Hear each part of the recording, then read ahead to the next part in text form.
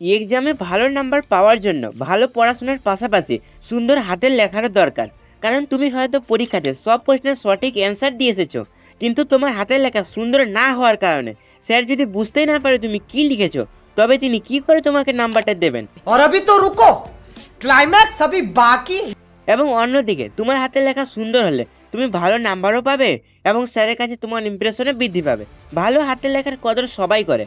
তুমি যদি তোমার হাতের লেখা সুন্দর করতে চাও, তবে আজকের এই ভিডিওতে বলা 5টি অভ্যাস এখন থেকে শুরু করো। So let's start. নাম্বার 1, সংগ্রহ।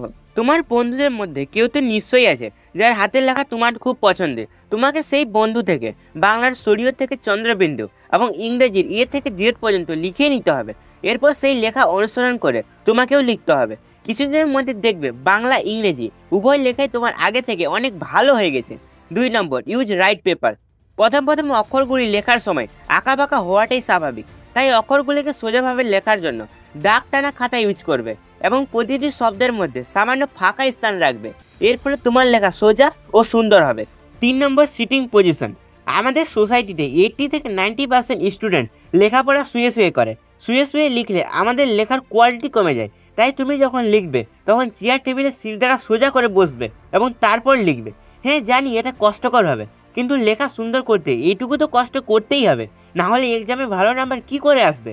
4 নম্বর, চুজ এ কারেক্ট পেন। স্টুডেন্টরা কলম কেনার সময় কলমের সৌন্দর্য ও কোম্পানিকেই দেখে, কিন্তু সত্যি তো এটাই, কলম কেনার সময় হালকা ডার্ক লিঙ্ক ও রবারে গ্রিপযুক্ত কলম কিনতে হয়। সেই জন্য তুমি যখন কলম কিনতে যাবে তখন এই বিষয়গুলিকে দেখে কলম কিনবে। 5 নম্বর টিপস, প্র্যাকটিস। 1, 2, 3 ও 4 এই 4টি পয়েন্টে বলা কথাগুলি মেনে টানা 21 দিন লেখা প্র্যাকটিস করবে। এরপর দেখবে তোমার হাতের লেখা আগের থেকে অনেক ভালো ও সুন্দর হয়ে গেছে। এছাড়া লেখার সময় কলমের টিপিটি খুলে রাখবে, এর ফলে দেখবে কলম হালকা হয়ে গেছে। বন্ধুরা, যদি তোমার হাতের লেখা ফাস্ট না থাকে তাহলে এই ভিডিওটি দেখো, হাতের লেখা অনেক ফাস্ট হয়ে যাবে। এর ফলে তুমি কম সময়ে বেশি পেজ লিখতে পারবে।